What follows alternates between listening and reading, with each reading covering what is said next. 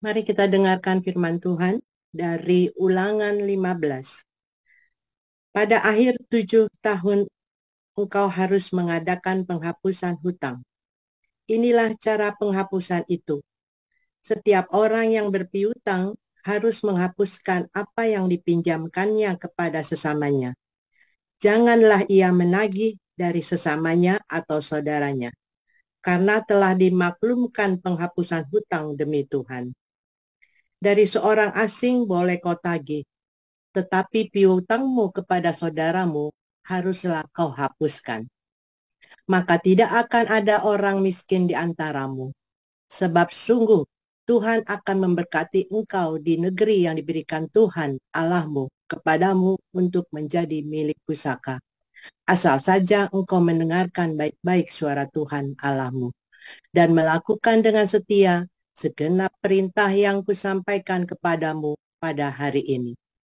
Apabila Tuhan Allahmu memberkati engkau seperti yang dijanjikannya kepadamu, maka engkau akan memberi pinjaman kepada banyak bangsa, tetapi engkau sendiri tidak akan meminta pinjaman. Engkau akan menguasai bangsa-bangsa, tetapi mereka tidak akan menguasai engkau. Jika sekiranya ada di antaramu seorang miskin, salah seorang saudaramu di dalam salah satu tempatmu di negeri yang diberikan kepadamu oleh Tuhan Allahmu, maka janganlah engkau menegarkan hati ataupun menggenggam tangan terhadap saudaramu yang miskin itu. Tetapi engkau harus membuka tangan lebar-lebar baginya dan memberi pinjaman kepadanya dengan limpahnya, cukup untuk keperluannya seberapa ia perlukan. Hati-hatilah, supaya jangan timbul dalam hatimu pikiran dursila. Demikian, sudah dekat tahun ke-7, tahun penghapusan hutang, dan engkau menjadi kesal terhadap saudaramu yang miskin itu, dan engkau tidak memberikan apa-apa kepadanya. Maka ia berseru kepada Tuhan tentang engkau, dan hal itu menjadi dosa bagimu. Engkau harus memberi kepadanya dengan limpahnya, dan janganlah hatimu berduka cita apabila engkau memberi kepadanya, sebab oleh karena hal itulah Tuhan Allahmu akan memberkati engkau dalam segala pekerjaanmu dan dalam segala usahamu. Sebab orang-orang miskin tidak hentinya akan ada di dalam negeri itu. Itulah sebabnya aku memberi perintah kepadamu demikian. Haruslah engkau membuka tangan lebar-lebar bagi saudaramu yang tertindas dan yang miskin di negerimu. Apabila seorang saudaramu menjual dirinya kepadamu, baik seorang laki-laki Ibrani ataupun seorang perempuan Ibrani, maka ia akan bekerja padamu 6 tahun lamanya. Tetapi pada tahun yang ke-7, engkau harus melepaskan dia sebagai orang merdeka. Dan apabila engkau melepaskan dia sebagai orang merdeka, maka janganlah engkau melepaskan dia dengan tangan hampa. Engkau harus dengan limpahnya memberi bekal kepadanya dari kambing dombamu, dari tempat pengirikanmu, dan dari tempat pemerasanmu, sesuai dengan berkat yang diberikan kepadamu oleh Tuhan Allahmu. Haruslah kau berikan kepadanya. Haruslah kau ingat bahwa engkau pun dahulu budak di tanah Mesir, dan engkau ditebus Tuhan Allahmu. Itulah sebabnya aku memberi perintah itu kepadamu pada hari ini. Tetapi apabila dia berkata kepadamu, aku tidak mau keluar meninggalkan engkau, karena ia mengasihi engkau dan keluargamu, sebab baik keadaannya padamu, maka engkau harus mengambil sebuah penusuk dan menindik telinganya pada pintu, sehingga ia menjadi budakmu untuk selama-lamanya. Demikian juga kau perbuat kepada budakmu perempuan. Janganlah merasa susah apabila engkau melepaskan dia sebagai orang merdeka, sebab 6 tahun lamanya ia telah bekerja padamu dengan jasa 2 kali upah seorang pekerja harian. Maka Tuhan Allahmu akan memberkati engkau dalam segala sesuatu yang kau kerjakan. Segala anak sulung jantan yang lahir di antara lembu sapimu dan kambing dombamu, haruslah kau kuduskan bagi Tuhan Allahmu. Janganlah engkau memakai anak sulung lembumu dan janganlah engkau menggunting bulu anak sulung dombamu. Di hadapan Tuhan Allahmu, engkau harus memakan dagingnya tahun demi tahun di tempat yang akan dipilih Tuhan, engkau ini dan seisi rumahmu. Tetapi apabila ada cacatnya, jika timpang atau buta, bahkan cacat apapun yang buruk, maka janganlah engkau menyembelihnya bagi Tuhan Allahmu. Di dalam tempatmu boleh engkau, baik orang najis maupun orang tahir, memakan dagingnya, seperti daging kijang atau daging rusa. Hanya darahnya janganlah kau makan, haruslah kau curahkan ke tanah seperti air. Demikian firman Tuhan. Bacaan kedua. Adapun hal kerajaan sorga sama seperti seorang tuan rumah yang pagi-pagi benar keluar mencari pekerja-pekerja untuk kebun anggurnya. Setelah ia sepakat dengan pekerja-pekerja itu mengenai upah sedinar sehari, ia menyuruh mereka ke kebun anggurnya. Kira-kira pukul 9 pagi ia keluar pula, dan dilihatnya ada lagi orang-orang lain menganggur di pasar. Katanya kepada mereka, "Pergi jugalah kamu ke kebun anggurku, dan apa yang pantas akan kuberikan kepadamu." Dan mereka pun pergi. Kira-kira pukul 12 dan pukul 3 petang, ia keluar pula dan melakukan sama seperti tadi. Kira-kira pukul 5 petang ia keluar lagi dan mendapati orang-orang lain pula, lalu katanya kepada mereka, "Mengapa kamu menganggur saja di sini sepanjang hari?" Kata mereka kepadanya, "Karena tidak ada orang mengupah kami." Katanya kepada mereka, "Pergi jugalah kamu ke kebun anggurku." Ketika hari malam, tuan itu berkata kepada mandurnya, "Panggillah pekerja-pekerja itu dan bayarkan upah mereka, mulai dengan mereka yang masuk terakhir hingga mereka yang masuk terdahulu." Maka datanglah mereka yang mulai bekerja kira-kira pukul 5, dan mereka menerima masing-masing 1 dinar. Kemudian datanglah mereka yang masuk terdahulu, sangkanya akan mendapat lebih banyak, tetapi mereka pun menerima masing-masing 1 dinar juga. Ketika mereka menerimanya, mereka bersungut-sungut kepada tuan itu. Katanya, "Mereka yang masuk terakhir ini hanya bekerja 1 jam, dan engkau menyamakan mereka dengan kami yang sehari suntuk bekerja berat dan menanggung panas terik matahari." Tetapi tuan itu menjawab seorang dari mereka, "Saudara, aku tidak berlaku tidak adil terhadap engkau. Bukankah kita telah sepakat sedinar sehari? Ambillah bagianmu dan pergilah. Aku mau memberikan kepada orang yang masuk terakhir ini sama seperti kepadamu. Tidakkah aku bebas mempergunakan milikku menurut kehendak hatiku, atau iri hatikah engkau karena aku murah hati?" Demikianlah orang yang terakhir akan menjadi yang terdahulu, dan yang terdahulu akan menjadi yang terakhir. Ketika Yesus akan pergi ke Yerusalem, ia memanggil ke-12. Saya ulangin. Ia memanggil ke-12 muridnya tersendiri dan berkata kepada mereka di tengah jalan, "Sekarang kita pergi ke Yerusalem, dan Anak Manusia akan diserahkan kepada imam-imam, kepala dan ahli Taurat, dan mereka akan menjatuhi dia hukuman mati. Dan mereka akan menyerahkan dia kepada bangsa-bangsa yang tidak mengenal Allah, supaya ia diolok-olokkan, disesah, dan disalibkan, dan pada hari ketiga ia akan dibangkitkan." Maka datanglah ibu anak-anak Zebedeus serta anak-anaknya itu kepada Yesus, lalu sujud di hadapannya untuk meminta sesuatu kepadanya. Kata Yesus, "Apa yang kau kehendaki?" Jawabnya, "Berilah perintah supaya kedua anakku ini boleh duduk kelak di dalam kerajaanmu, yang seorang di sebelah kananmu dan yang seorang lagi di sebelah kirimu." Tetapi Yesus menjawab katanya, "Kamu tidak tahu apa yang kamu minta. dapatkah kamu meminum cawan yang harus kuminum? Kata mereka kepadanya, kami dapat. Yesus berkata kepada mereka, cawanku memang akan kamu minum, tetapi hal duduk di sebelah kananku atau di sebelah kiriku, aku tidak berhak memberikannya. Itu akan diberikan kepada orang-orang bagi siapa Bapakku telah menyediakannya. Mendengar itu, marahlah ke-10 murid yang lain kepada kedua saudara itu. Tetapi Yesus memanggil mereka lalu berkata, kamu tahu bahwa pemerintah-pemerintah bangsa-bangsa memerintah rakyatnya dengan tangan besi, dan pembesar-pembesar menjalankan kuasanya dengan keras atas mereka. Tidaklah demikian di antara kamu, barang siapa ingin menjadi besar di antara kamu, hendaklah ia menjadi pelayanmu. Dan barang siapa ingin menjadi terkemuka di antara kamu, hendaklah ia menjadi hambamu.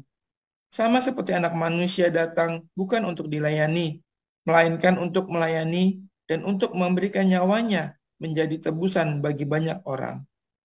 Dan ketika Yesus dan murid-muridnya keluar dari Yeriko, orang banyak berbondong-bondong mengikuti dia. Ada 2 orang buta yang duduk di pinggir jalan mendengar bahwa Yesus lewat. Lalu mereka berseru, Tuhan, Anak Daud, kasihanilah kami. Tetapi orang banyak itu menegur mereka supaya mereka diam. Namun mereka makin keras berseru, katanya, Tuhan, Anak Daud, kasihanilah kami. Lalu Yesus berhenti dan memanggil mereka. Ia berkata, apa yang kamu kehendaki supaya aku perbuat bagimu? Jawab mereka, Tuhan, supaya mata kami dapat melihat. Maka tergeraklah hati Yesus oleh belas kasihan. Lalu ia menjamah mata mereka, dan seketika itu juga mereka melihat lalu mengikuti dia. Demikian firman Tuhan.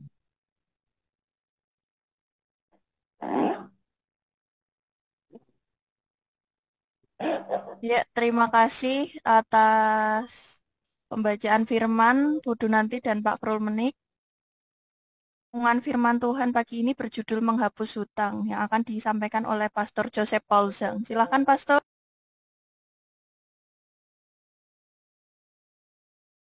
Haleluya, luar biasa. Firman Tuhan selalu baru setiap hari ketika kita menanti-nantikan Tuhan dengan penuh cinta ya, saudara. Harus penuh cinta, kalau tidak penuh cinta nggak bisa ya. Banyak orang menanti-nantikan Tuhan sambil mukulin orang lain gitu ya, katanya ya. Memukuli hamba-hambanya yang lain sambil menunggu ya. Dan saling iri-irinan. Saudara, kemarin ada yang nanya ya, waktu kita, siapa yang tanya? Marcel kali ya, tanya itu pertanyaan bagus sekali ya. Pastor Paul, kami ini bersama dengan Pastor Paul ya, kita membaptis kemana ke sini, Pastor Paul kan teriak-teriak di YouTube nih, lalu orang banyak yang percaya kepada Yesus, kami ini disuruh-suruh nih buat baptis, buat ini, apakah kami juga mendapat upah di sorga? Itu pertanyaan yang bagus sekali ya, saya belum pernah ditanya seperti itu. Anda bayangin coba ya, ini bagus sekali pertanyaan Marcel ini ya. Saya kan, menyambung nyawa lah nih ya, tidak takut mati lah gitu ya. Lalu banyak orang percaya kepada Yesus. Apakah orang-orang di tim kita ini, di yayasan termasuk tadi Anissa tadi ya, yang menjadi moderator, apakah Anissa mendapat upahnya, saudara? Mendapat upahnya, saudara. Anda semua bersama dengan saya, Anda mendapat upah yang sama dengan saya. Ya, yang membedakan apa? Yang membedakan ketulusan hati saja. Semakin hatimu tulus, ya, dan kalau saya tidak tulus, malah upahmu lebih besar. Mungkin saya mencuri kemuliaan atau untuk keuntungan saya pribadi, bisa kan? Bisa. Yang tahu hanya Tuhan. Anda tidak tahu dan Anda tidak bisa menghakimi saya. Ya, jadi intinya begini. Anda yang bersama dengan saya, ya kita memberitakan Injil dan Anda mendapat bagian untuk membaptis, atau Anda mendapat bagian untuk jadi pengurus, atau Anda mendapat bagian jadi donaturnya, atau Anda melakukan sesuatu bersama dengan kita, maka Anda mendapat pahala yang sama, upah yang sama, kota yang sama, saudara. Yaitu upah para nabi kan. Kalau Anda memberi secangkir gelas kepada hamba Tuhan, karena dia adalah hamba Tuhan, atau dia adalah nabi, maka dia akan mendapat upah dari hamba itu, saudara. Dapat upah yang sama. Itu yang maksud tadi satu dinar itu loh, saudara ya. Ya, dari mulai dari jam 8 pagi, jam 9, jam 12, jam 3, jam 5, dapat 1 dinar semua. Anda yang baru mulai dan yang nanti mulai juga sama. Kita mendapat upah yang sama, saudara. Yang membedakan adalah ketulusan hati kita. Yang membedakan adalah hati kita yang tulus. Makanya ya, tetapi apabila Anda punya pekerjaan yang lain lagi, yang lebih lagi, ya kita semua ada mendapat upah untuk bagian pekerjaan kita masing-masing, saudara. Ya, kita kan dihakimi untuk diberi upah, bukan dihakimi untuk menerima hukuman, bukan, tapi untuk menerima upah, ya. Nah, saudara, namun ya kita semua, Anda dan saya, punya tugas yaitu untuk apa, saudara? Untuk menjadi penebus bagi sesama kita. Jangan salah dengar ya. Kita ini bukan menjadi juru selamat, ya. Kita ini bukan juru selamat bagi sesama, bukan. Anda bukan juru selamat, saya bukan juru selamat. Ya, hanya Yesus juru selamat. Jangan kamu bangga kamu menjadi juru selamat bagi saudaramu, bagi orang lain. Jangan bangga. Tetapi kita harus selalu berkata bahwa juru selamat hanya Yesus. Namun, kita bisa menebus sesama kita dengan menghapuskan utangnya, saudara. Ya, apa yang dimaksud hutang? Utang dagang. Utang dagang kalau dia sudah tidak kuat bayar lagi dan dia memang tulus hatinya, saudara, dudukin baik-baik. Saya pernah dihapus utangnya, saudara ya. Serius ya. Ya ketika saya kolaps habis-habisan, wah saya tahu gitu ya, tahu begitu dari dulu ya kita berhenti. Terus akhirnya saya ngomong sama dia baik-baik. Saya udah nggak bisa lagi, udah selesai. Apa harus bagaimana? Apa yang harus aku lakukan? Nah kebetulan kita ada jaminan juga di situ ya, tapi jaminan itu tidak sesuai dengan utang itu, saudara. Ya masih kecil jaminan itu. Lalu dia bilang, bikinkan surat, tidak apa-apa, dihapus saja utangnya. Dan dia waktu itu tahu ya, saya sudah melayani Tuhan ya, saudara ya. Waktu itu dihapus, saudara. Jadi saya jujur ya, tapi saya sudah siap kalau dia bilang saya harus apa, saya lakukan. Misalnya, kamu kerja sama saya, tak lakukan. Saya malah dulu menawarkan diri, apa aku tak kerja sama kamu, potong gajiku. Saya bilang begitu ya, sampai tak gituin, apa aku kerja sama kamu, potong gajinya aku. Tapi dia bilang, enggak usah Pak Paul kan sudah melayani Tuhan. Sudahlah, fokus. Dan dengan cara, ya pokoknya ajaib itu waktu itu ya. Jumlahnya besar, saudara ya. Saya ingat sekali ya, dengan orang ini saya dulu 500 juta rupiah, saudara ya. Langsung dihapus, saudara ya, sama dia. Dihapus begitu saja, saudara ya. Nah, Tuhan baik. Nah, begitu caranya, saudara ya. Ya, berikan ya, pakai surat utang, lawyer, pengacaranya datang, sebagai surat itu ya, surat itu saya tanda tangan, surat penghapusan hutang, tulisannya begitu, saudara. Saya tidak berkata Anda bahwa hutang pasti dihapus seperti itu, bukan, saudara. Tetapi saya sedang berkata ya bahwa kalau Anda ada orang punya hutang sama Anda dan dia hutangnya karena kesalahan, bukan karena kesengajaan, bukan hutang dagang, tapi dia memang harus ke rumah sakit atau dia harus untuk bayar sekolah anaknya atau karena untuk makan ya, sebaiknya dihapuskan saja, saudara. Itulah sebabnya saya tidak menerima hutang piutang. Kalau orang mau hutang sama saya, saya bilang enggak usah, saya nggak mau. Saya akan bantu sebisa saya, saudara itu sudah enggak mau. Karena saya bukan juru selamat. Ingat-ingat ya, kita ini bukan juru selamat. Jangan menanggung ya penderitanya orang lain, kamu tanggung. Jangan. Semua orang punya salibnya sendiri-sendiri. Tapi kamu bisa membantu meringankan penderitaan dia. Bukan dengan cara menghutangi. Kalau kamu menghutangi, kamu nambah bebannya dia, saudara. Hari itu kamu sangat kelihatannya kamu meringankan dia, tapi kamu jadi penanggung ya sesamamu. Dan itu tidak boleh.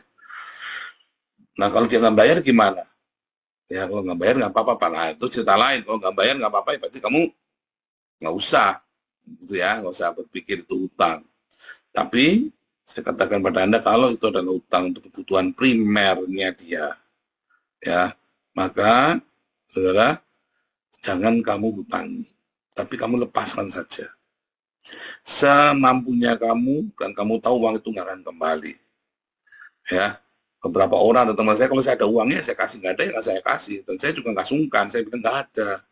Kalau saya nggak ada gimana? Anda kalau cek rekening saya kosong, saudara ya. Kalau ada ya ada, tapi karena saya ada budget untuk diakonia. Saya punya budget sendiri untuk diakonia. Jadi kalau saya bilang nggak ada beneran. Saya nggak bohongan, nggak ada beneran. Itu saudara ya, makanya saya nggak suka ngutang-ngutangin orang. Nah, kalau Anda berpuasa, maka juga Anda wajib menebus. Nah, kalau Anda lagi berpuasa, Anda dalam pencobaan yang luar biasa gitu ya, maka Anda wajib menebus. Jangan menagih hutang, saudara. Maka dari itu jangan kamu ngutangin orang. Tuh, jangan ngutangin orang, karena itu kan menjadi beban bagimu dan bagi dia yang kamu utangin. Lebih baik kamu kasih bila ada, nggak ada sudah apa-apa. Pak, lebih kasihan Pak, nggak kasihan saudara. Kamu kan lebih kasihan lagi kalau dia sampai nggak bisa bayar utang sama kamu. Tadi ya dia nggak bisa bayar utang atau dia punya kesulitan lain, lalu kamu utangin, lalu dia tidak bisa bayar utang sama kamu. Maka kamu akan menjebloskan dirimu sendiri dan dia kepadamu. Nah, itu maksudnya begitu ya. Terus, saudara, terminologi menebus dosa itu nggak ada di Alkitab ya, adanya menghapus dosa. Ya, inilah anak domba Allah yang menghapus dosa dunia, katanya Yohanes Pembaptis ya. Ketika Yesus yang mau dibaptis, ditahbiskan untuk melayani, inilah anak domba Allah yang menghapus dosa dunia. Dan Yesus berkata, aku menjadi tebusan bagi banyak orang. Yesus itu menebus orangnya, bukan menebus hutangnya, saudara. Karena ini bukan cerita pegadaian. Ya, di TikTok ada yang ceritanya, ada orang Islam nanya, Yesus menebus dosa. Tidak ada, saudara, Yesus menebus dosa. Itu terminologi yang salah, ngotot ya, saudara. Jadi bilangin tidak ada, ini menang bawel. Tidak ada terminologi menebus dosa, adanya Yesus menebus orang, yang Yesus menebus umatnya. Ya, ayatnya seperti itu. Bukan menebus hutang, bukan menebus dosa. Kalau menebus hutang, itu seperti ada kepegadaian, ditebus hutangnya. Tapi ini orangnya yang ditebus. Apa yang maksud ditebus itu, saudara? Didamaikan. Yang dimaksud adalah didamaikan dengan Sang Pencipta. Bukan ditebus kayak pegadaian. Ya, bukan seperti itu. Yesus menebus orangnya, yaitu menebus, redeem, memerdekakan orangnya. Ya, dari apa, saudara? Dari dosa. Ya, didamaikan, dibersihkan, diredeem, ya, dibersihkan, dibebaskan dari semua beban dosanya dia. Itu yang benar terminologinya. Nah, Yesus datang ya dari surga. Ya, dia Allah sendiri dalam kesetaraannya dengan Allah, dan dialah adalah Allah yang menjadi manusia biasa, benar-benar manusia biasa, bukan manusia setengah dewa, bukan manusia Allah, bukan. Oke, dia benar-benar manusia biasa.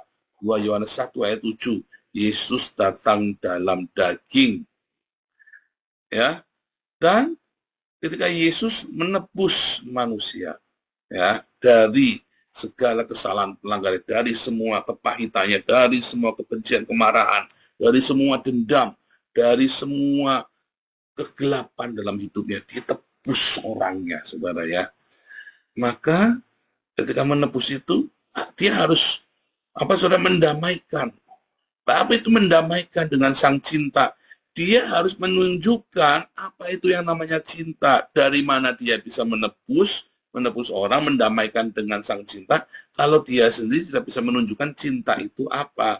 Makanya dia tunjukkan cinta yang luar biasa, kata Tuhan Yesus. Tidak ada cinta seorang sahabat yang memberikan nyawanya bagi para sahabat-sahabatnya. Itulah cinta, saudara. Cintanya Tuhan Yesus. Dan cinta Tuhan Yesus adalah cinta yang mengampuni musuh-musuhnya. Ketika Muhammad mengajarkan ya untuk membalas mata ganti mata, ya, gigi ganti gigi. Buddha mengajarkan untuk mengasihi sesama. Yesus mengajarkan lebih dari itu, saudara. Yaitu apa? Mencintai, mengasihi, mengampuni musuh-musuhmu, saudara. Makanya kalau Anda ya sekarang Anda tidak hidup tidak penuh dengan kemarahan, hari ini Anda yang masih punya rasa dendam, marah, benci, Berarti Anda belum ditebus oleh Yesus. Jangan salah ya, Anda belum ditebus oleh Yesus. Kalau Anda masih punya dendam, punya kebencian, Anda berarti belum ditebus oleh Yesus, saudara. Hidupmu belum merdeka. Kamu belum didamaikan dengan Sang Cinta. Nah, di dalam 1 Yohanes 3 ayat 9, orang yang lahir dari Allah tidak berbuat dosa lagi. Nah, orang Islam ini bingung, masa kamu tidak berbuat dosa? Enggak lah, saya enggak berbuat dosa. Kepengen bikin dosa aja enggak.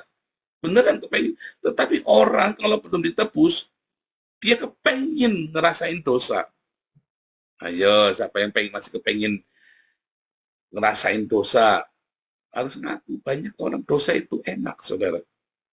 Dosa itu enak ya. Dan semua orang kepengen. Tetapi kalau kamu sudah lahir dari Allah, dosa itu enak. Iya, tapi itu racun. Tapi itu adalah membawa maut. Enak yang membawa maut. Ya. Ini bercanda ya. Semua makanan yang enak, itu pasti bikin penyakit, saudara. Duren, nangka, apalagi, saudara. Semua makanan yang enak, itu pasti bikin penyakit, saudara. Sate kambing, ya. Oke, semua makanan yang enak-enak. Malah ada, ini ya, saya baca ada dokter yang ngomong ya, makanlah seperti kamu minum obat, supaya nanti kamu jangan makan obat seperti makan. Makanlah seperti kamu minum obat, artinya dibatasi. Minum obat kan kamu nggak mungkin makan satu pil begitu, ada takarannya minum obat itu. Makan itu dengan takaran, supaya nanti kamu jangan obat jadi makananmu tiap hari. Ada orang makan obat lebih banyak daripada makan nasi, saudara ya. Saking udah sakitnya ini, sakit itu, badannya isinya sakit semua. Jadi dosa itu enak, tetapi kalau kamu sudah didamaikan dengan Sang Cinta, kamu sudah ditebus, maka keinginan berdosa itu sudah tidak ada, saudara. Selama kamu hidup di dalam hadirat Tuhan, Anda lihat ada di video saya, Persekutuan Doa Sion, ya, Persekutuan Doa Sion. Baru Selasa saya uploadnya itu hari Rabu ya, Rabu minggu lalu ya, saudara ya.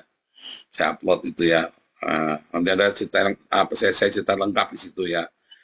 Jadi kalau kamu sudah lahir baru, kalau kamu sudah ditebus oleh Tuhan Yesus, maka tidak ada lagi keinginan untuk berbuat dosa. Kalau kamu masih ingin berbuat dosa, berarti ada sesuatu yang salah dengan kamu, dan kamu harus datang pada Yesus. Tuhan, aku kok masih bawanya utang-utang. Tuhan, aku kok masih bawanya masih cabul. Tuhan, kok aku bawaannya masih tidak benar ya Tuhan, kok masih dendam. Kamu harus jujur datang pada Yesus, sungguh-sungguh, datang dengan sungguh-sungguh kalau perlu puasa. Karena ada yang salah, kamu belum ditebus. Kalau kamu sudah ditebus, itu nggak hilang sendiri, saudara. Sebentar, saya nanti lupa. Ya, pinjam lagi ya. Gitu, saudara ya. Itulah makna penebusan. Dan tandanya kamu sudah ditebus. Kalau kamu masih kepengen dosa, tandanya kamu belum ditebus. Kalau kamu ditebus, pasti otomatis kamu nggak kepengen dosa, apalagi melakukannya. Itulah sebabnya 1 Yohanes 3 ayat 9 berkata, orang yang lahir dari Allah tidak akan berdosa lagi. Orang lahir dari Allah berarti dia sudah ditebus oleh Yesus. Ya, dalam Matius 20 ayat 28 tadi, menjadi tebusan bagi banyak orang. Bagus ya? Ingat saudara, Anda yang jadi pemenang, datang pada Yesus sungguh-sungguh. Tinggallah di dalam cintanya. Makanya, kalau kamu sudah merasa sudah ditebus, kamu sudah lahir, sudah dibaptis, ya, kamu tidak suka bersedekah, saya yakin kamu belum ditebus. Ya, maka kamu harus datang pada Yesus. Makanya mulailah dengan sedekah. Ya, dalam pemulitan itu Pak David ini kan koordinator pemulitan ini kan, koordinator Zoom untuk pemulitan ya, yang mengusin materi bahan segala macam nih Pak David ini. Ya, Anda daftar sama Pak David. Yang mungkin Anda sudah Kristen sudah 20 tahun, 30 tahun, Anda belum ngerti, jangan-jangan. Minta ya, ikut kelas pemulitan, gratis saudara ya. Gratis kalau kelas pemulitan ini, karena ini kelas dasar banget, kamu harus ngerti saudara. Ya, ini Anda harus ngerti kelas hanya 8 kali pertemuan ya, nggak usah bayar, 8 kali pertemuan. Anda daftar sama Pak David saudara ya. Atau sama siapa ya yang siapa ya yang tahu selain Pak David sama siapa? Bu Sarma ya? Sama siapa ya? Pak David, ini ada Pak David nggak nih? Dan Pak David sama siapa yang di Indonesia daftarnya tuh? Saya lupa tuh.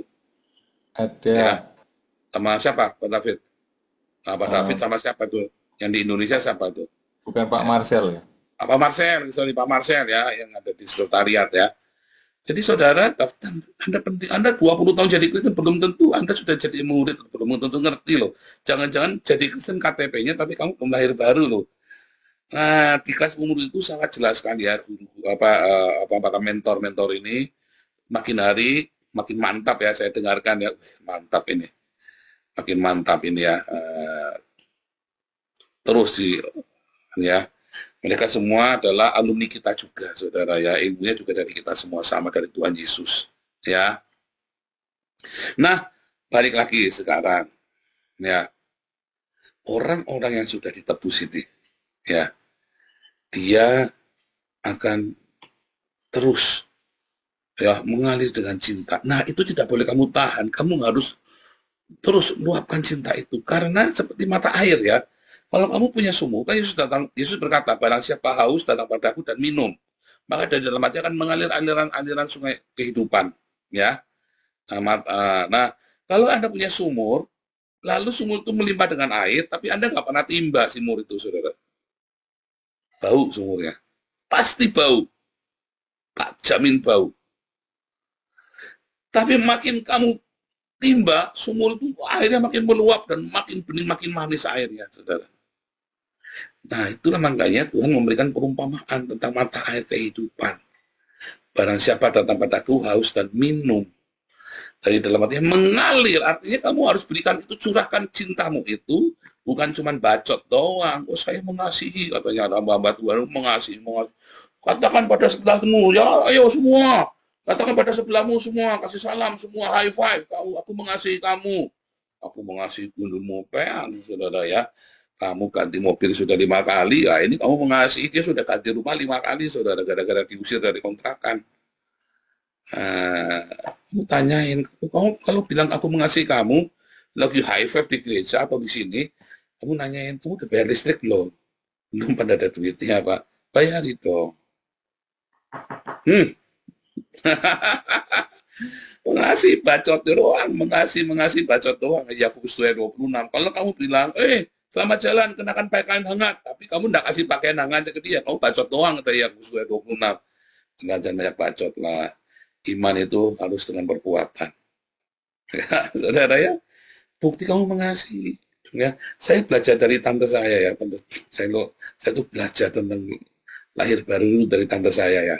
Tante saya itu semua benar-benar lahir baru ya. Mereka bukan orang gereja karismatik, saudara ya, tapi saya tahu mereka lahir baru. Kalau mereka bilang mengasihi, dia tiba-tiba datang. Kamu sepatunya nomor berapa? Nah, dulu waktu saya kecil ya, nomor sekian. Ya, nggak banyak ngomong, saudara. Ini tante ada punyanya kakak, tapi dia nggak mau pakai. Kegedean 1 nomor, kamu mau pakai enggak? Gitu, saudara, masih baru. Kamu katanya mengasihi, pakai kasih baju bekas, bolong-bolong, kurang ajar. Ya baju ya bolong, kalau baju nggak bolong nggak bisa dipakai. Cuma sudah rusak. Jangan kasih sepatu bekas yang sudah bolong, yang sudah rusak, saudara. Kasih sepatu bekas yang masih bagus. Itu namanya mengasihi. Kamu sepatu bekas, udah bau, udah bulukan, kamu kasih. Namanya bukan mengasihi. Kamu bingung mau bawa ke tempat sampah, dasar kamu kikrik.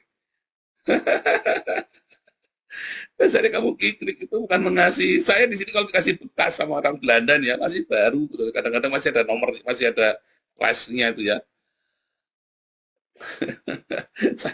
saya ngelihat orang-orang Belanda ini ya.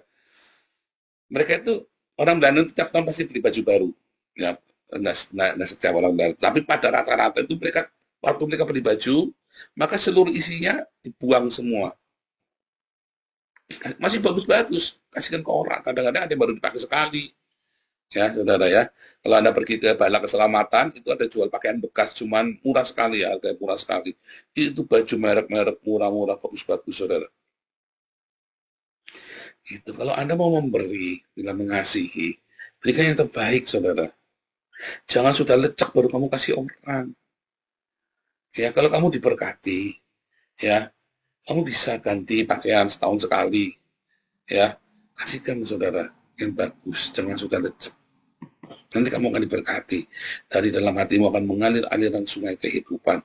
Kalau kamu melimpah, kamu ngelihat, ya, kamu ngelihat sesamamu itu sepatunya bolong, sesama itu sepatunya udah nggak layak. Nggak usah banyak ngomong, saudara. Belikan, kamu mau tak belikan sepatu enggak? Itu. Ya, tapi kamu jangan belikan sepatu di pasar pagi yang baru dipakai seminggu jebol. Ya, belikan yang layak lah. Kalau kamu memang punya mampu ya untuk membeli-belikan, tapi jangan kasih uang, ya salah ya saudara ya. Nanti kita mendidik. Karena biasanya akan menjadi racun. Nah, bagus lagi ya kalau kamu selalu membagi sembako dengan rutin, membagi nasi yang baik, jangan yang udah basi. Ya, jangannya sudah basi, udah kuning-kuning, udah baunya udah apa sangit, kamu kasihkan udah apa sangit, udah gak enak itu ya, sayur lodeh udah berminyak kamu kasihkan ke orang, tidak boleh saudara, harus yang segar, yang terbaik. Kalau kamu baru masak masih hangat kamu bagi. Pas saya saja makannya makanan yang makan 3 hari 3 malam, ya saya nggak tahu ya cara berpikirmu ya kadang-kadang. Nah itu ya saudara, itulah mengasihi. Nanti kamu tiap hari akan melimpah dengan cinta Tuhan Yesus. Ya, penebusan itu mulai dari sana saudara, mengalir aliran-aliran sungai kehidupan. Dibuka, itu trigger, pemicu, supaya aliran-aliran sungai kehidupan itu mengalir dari hidupmu. Begitu cara, itulah penebusan saudara. Itulah arti penebusan. Ya, Tuhan Yesus memberkati.